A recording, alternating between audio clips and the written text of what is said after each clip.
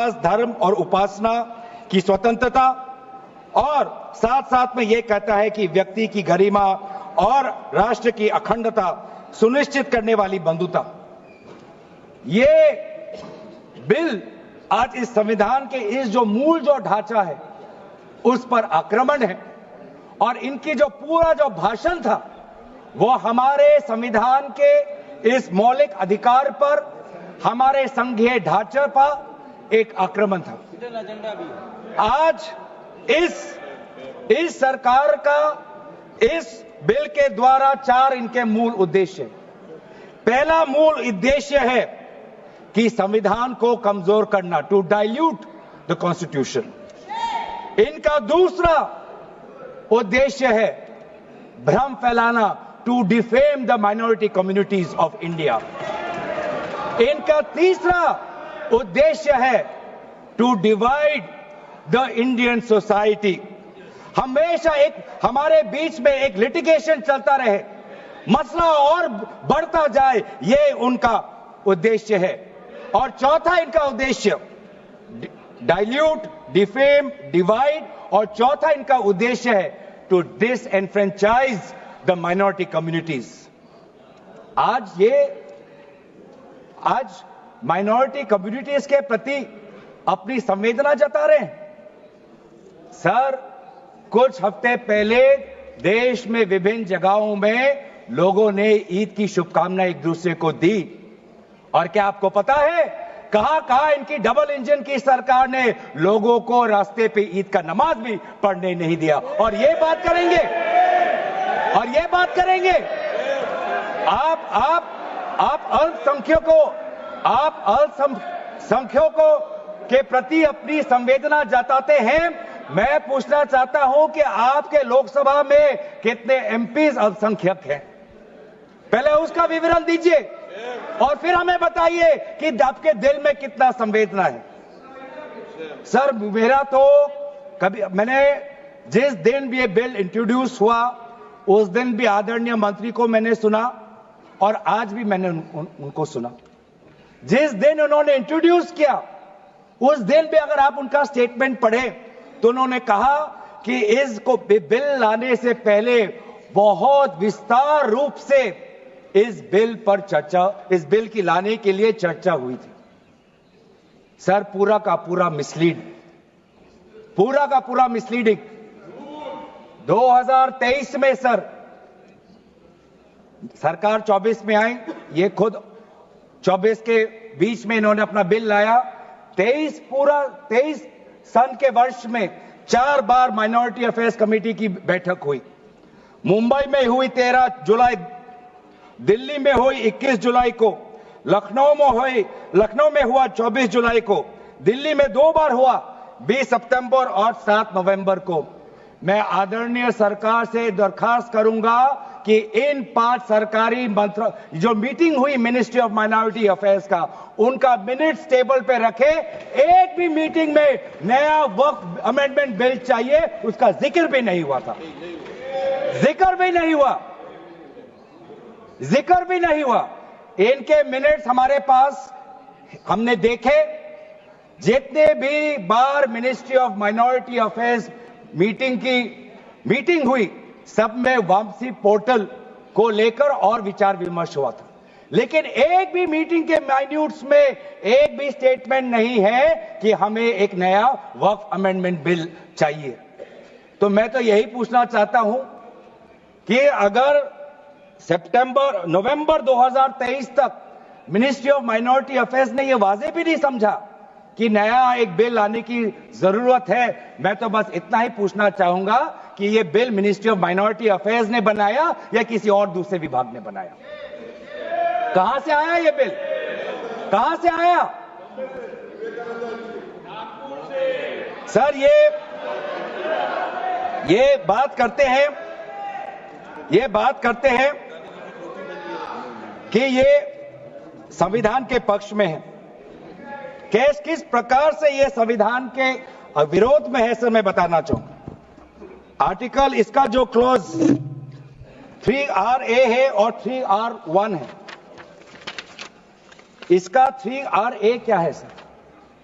3RA ये कहता है any person showing or demonstrating that he is practising Islam. देखिए सर, आज देश में अल्पसंख्यकों की ऐसी दशा हो गई कि आज सरकार को अपना धर्म का सर्टिफिकेट देना पड़ेगा। कितनी दुख की बात है कि भारत, क्या बात कर रहे हो, हिंदू थोड़ी है। भारत एक सनातन धर्म का एक देश, 7000 पुराना, उससे भी पुराना ये देश, जिसमें हर धर्म और हर संस्कृति, हर परंपरा को हम सम्मान करते हैं। आज सरकार को ये हमें सर्टिफिकेट देना पड़ेगा कि हम किस धर्म को हम विश्वास रखते हैं। क्या ये दूसरे धर्मों से इस प्रकार का सर्टिफिकेट मांगेंगे कि आपका 5 साल हुआ या नहीं हुआ? ये सिर्फ इसी बिल में क्यों? ये संविधान के विरोध में नहीं है? ये आर्टिकल 26 के विरोध में नहीं है? सरकार क्यों धर्म के इस मामले में दखलंदाजी कर रही है कि आप इस धर्म का आप विश्वास करते हो कि नहीं हो, उसका पहले मुझे सर्टिफिकेट दो? ये किस प्रकार का न्याय बना रहे हैं? ये किस प्रकार का कानून हम बना रहे हैं? 3R1 क्या कहता है सर? इनका 3R1 जो आज इन्होंने हटा ही दिया है,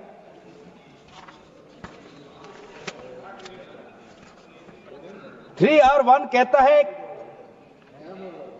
a waqf by user, but such waqf shall not cease to be a waqf by reason only of the user having ceased, irrespective of the period of such session. ये इसके हटाने की क्या जरूरत थी सर? ये हमारा बार बार विभिन्न जजमेंट के द्वारा ये पूरा वक्फ बाय यूजर और इसके बारे में विभिन्न जजमेंट आए सर। दिस एक जजमेंट पढ़ना चाहूंगा। M Siddique, Ram Janmabhoomi, Muslim law does not require an express declaration of a waqf in every case. The dedication resulting in a waqf may also be reasonably inferred from the facts and circumstances of a case or from the conduct of the waqif.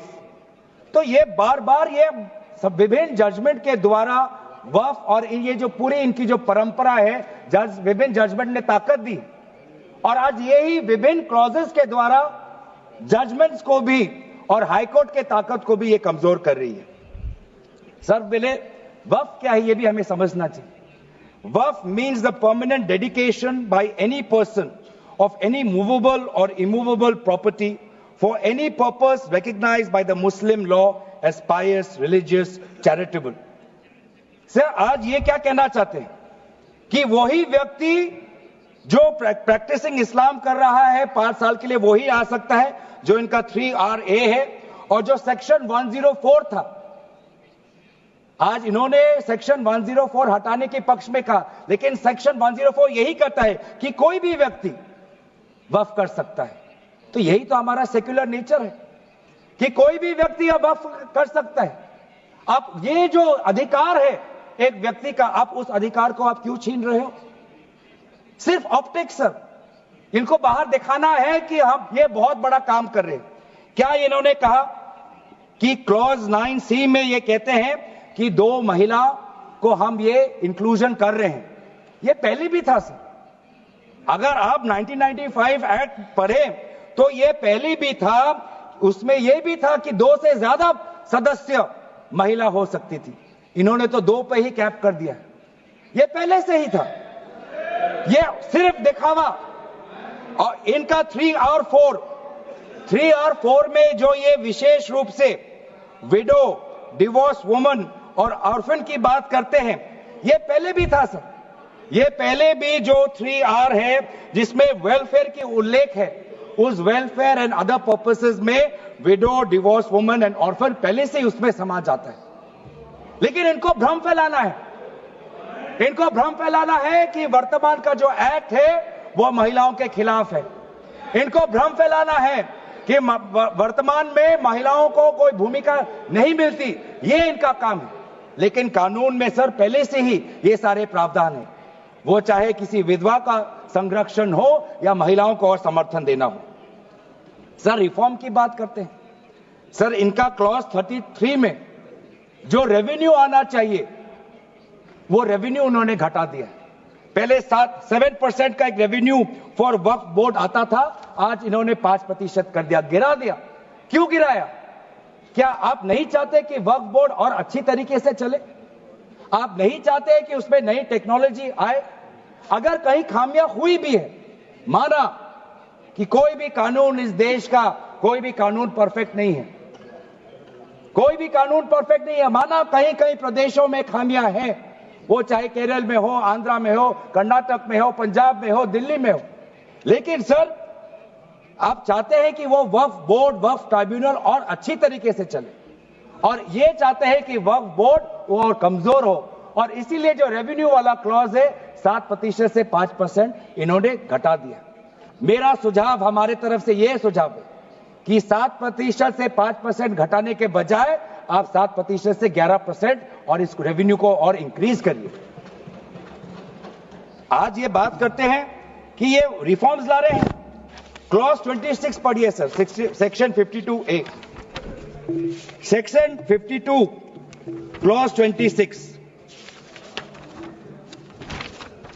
Clause 26 में क्या लिखा है? In section 52A of the Principal Act, in subsection 1, for the words rigorous imprisonment, the words imprisonment shall be substituted. Dilute कर रहे हैं sir. Parent act बोलता था कि रिगरस इम्प्रिजनमेंट हो, और अगर आप बार बार ये कह रहे हैं कि फलाना हो रहा है, धमकाना हो रहा है, तो आप इसको क्लॉज को क्यों कमजोर कर रहे हैं? सिर्फ भ्रम फैलाना है सर। मंशा इनकी कहीं और है। मंशा सर, मैं भी एक टिप्पणी देना चाहूंगा कि आज ये एक विशेष समाज के जमीन पर इनकी नजर है, कल समाज के दूसरे अल्पसंख्यकों के जमीन पर इनकी नजर जाएगी। आज ये बिल सिर्फ एक विशेष समुदाय के जमीन पर इनकी नजर है, कल दूसरे समुदायों के जमीन पर इनकी नजर जाएगी। बार बार ये बिल सर, इतना संशोधन की जरूरत है, ये मैं नहीं कहता कि संशोधन की जरूरत नहीं है। मंत्री महोदय ने बार बार इसका जिक्र किया कि ये बिल कितनी बार इसका संशोधन हुआ। इसकी शुरुआत आप जहां से भी पकड़े, आप 1810, 1817, उसके बाद 1954, 1984, 1995, सच्चर कमेटी, रहमान कमेटी 2003। संशोधन चाहिए सर, मैं नहीं कहता कि हम संशोधन के विपक्ष में नहीं है, लेकिन संशोधन इस प्रकार का हो जिससे बिल का रूपायन, जिससे बिल और ताकतवर बने। और इन्होंने ऐसे संशोधन लाए हैं जिससे बिल से इस देश में और यहां पे समस्या बढ़ेगी, और मसले बढ़ेंगे, और लिटिगेशन होगा। सर ये इनका क्लॉज 40A पढ़िए सर। इनका clause 40A, section 107, on and from the commencement of the Waqf Amendment Act 2025, the Limitation Act 1963 shall apply to any proceedings. Sir इससे पहले आप जितने बार भी आप इतिहास में जाए, हर बार, क्योंकि ये वक्फ, ये जो प्रक्रिया है, जब से हमारे देश में इस्लाम आया तब से ये प्रक्रिया चल रही है। बहुत से ऐसे कब्रिस्तान हैं जहां पे कोई पेपर्स नहीं है, कागज नहीं है, लेकिन जजमेंट है, जजमेंट इनके पक्ष में है। और आज बार बार हमने कहा है कि लिमिटेशन एक्ट इसको बढ़ाया जाए, क्योंकि ये प्रैक्टिकल एक समस्या है, लेकिन आज ये नहीं चाहते। क्यों?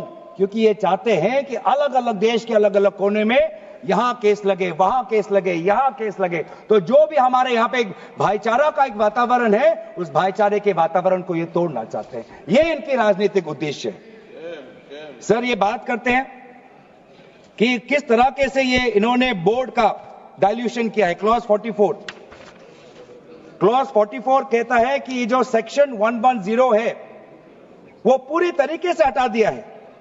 सेक्शन 110 क्या है? Section 110 sir, powers to make regulations by the board, ये पूरा हटाना चाहते हैं। उसमें क्या लिखा है पेरेंट एक्ट में? The board may with the previous sanction of the state government, मतलब राज्य सरकार की अनुमति के द्वारा बोर्ड कुछ नियम बना सकते हैं। इन्होंने पूरा वो हटाना की कोशिश कर रहे। क्लॉजेस F और G ये हटाने की कोशिश कर रहे।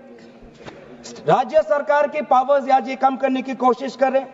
आप क्लॉज 43 पढ़िए, इसका सेक्शन 109, जिसमें क्लॉज 1A और क्लॉज 4 ओमिट करता है। सेक्शन 109 क्या है? सेक्शन 109 है power to make rules, the power of the state government to make rules. इसमें भी आप ये कटौती लाने की कोशिश कर रहे हैं। क्लॉज 1A क्या कहता है? Other particulars which the report of the survey commissioner में कंटेन अंडर क्लॉज F। इसमें स्टेट गवर्नमेंट सर्वे कमिश्नर के पक्ष में कुछ नियम बना सकता है, वो पावर आप हटा रहे हैं। Clause 4, the manner of election of members of the board by means of a single vote, आप ये हटा रहे हैं। इलेक्शन की प्रक्रिया आप हटाना चाहते हैं और आप रिफॉर्म की बात करते हैं। सर आप ये देखिए 83(9), आज बार बार ये एक भ्रम फैलाया जा रहा है कि हाईकोर्ट का कोई भूमिका नहीं है। एक भ्रम फैलाया जा रहा है कि जो वक्फ का जो ये एक ट्राइब्यूनल का जो ऑर्डर आता है वही है, उसके बाद हाईकोर्ट पावरलेस है। ऐसी बात नहीं है। आप पेरेंट एक्ट पढ़िए।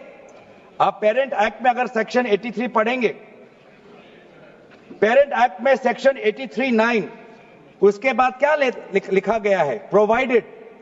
provided that a high court may on its own motion or on the application of the board or any person aggrieved call for and examine the records relating to any dispute and may confirm or reverse the decision। ये power high court में parent act में है ही 2013 के संशोधन के बाद। तो क्यों बार बार आप ऐसा एक भ्रम फैला रहे हैं कि हाई कोर्ट का कोई रोल नहीं है? अगर कहीं अन्याय हुआ है, अगर कहीं अन्याय हुआ है, चाहे दक्षिण में हो, उत्तर में हो, उत्तर पूर्वांचल में हो, पश्चिम में हो, तो सेंट्रल गवर्नमेंट के पास वो पावर्स हैं। सेंट्रल गवर्नमेंट के पास under section 97 of the parent act आपके पास पावर है कि कहीं अगर नाइंसाफी हो तो वो आपके पास सेक्शन 97 के द्वारा आप स्टेट बोर्ड को आप डायरेक्शन दे सकते हो। मैं पढ़ूं 97।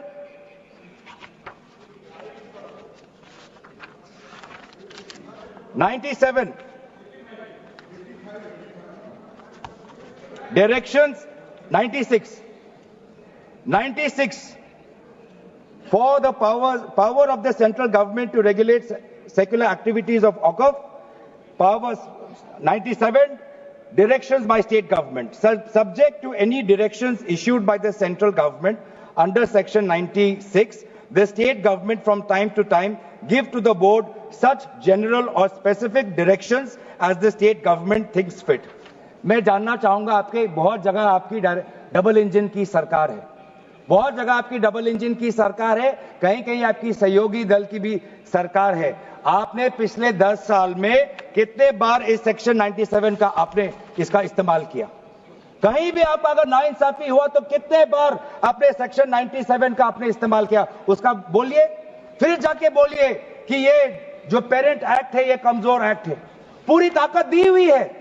अगर कहीं गलती हुई है, कहीं सुधारना है, हमारी संवेदना है, वो चाहे केरला में मवम की बात हो, संवेदना है हमारी, पर आपके पास भी वो ताकत है। आपने कितने बार इस ताकत को आजमाया? सर आज आप देखिए कितनी दुख की बात है। सेक्शन 64 क्लॉज 29 64 ये एक्ट सर क्या लिखा है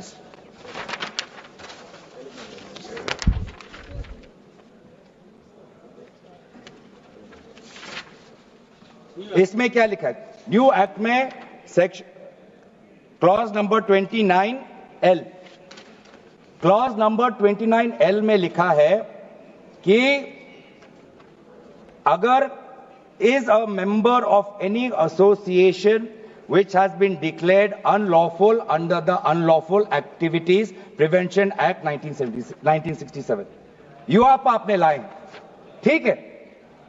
आप कहीं रिगरस प्रेजेंटमेंट को उसको सिंप्लीफाई करके प्रेजेंटमेंट लाना चाहते हैं और कहीं आप यूआपा का संशोधन लाना चाहते हैं, आपका हक है। आप बस हमें इतना बताएं कि और कौन से स्टेट बोर्ड या और कौन से धार्मिक बोर्ड में आपने ये यूआपा का प्रोविजन आप लाने वाले हैं, या सिर्फ ये इसी बिल में? या सिर्फ इसी बिल में है या दूसरे में भी जो चैरिटेबल एक्ट्स हैं विभिन्न धर्मों के, विभिन्न स्टेट्स के, क्या उसमें भी यूआपा एक्ट आएगा या सिर्फ इसमें? क्या संदेश देना चाहते हैं? किस कौम को आप भ्रमित करना चाहते हैं?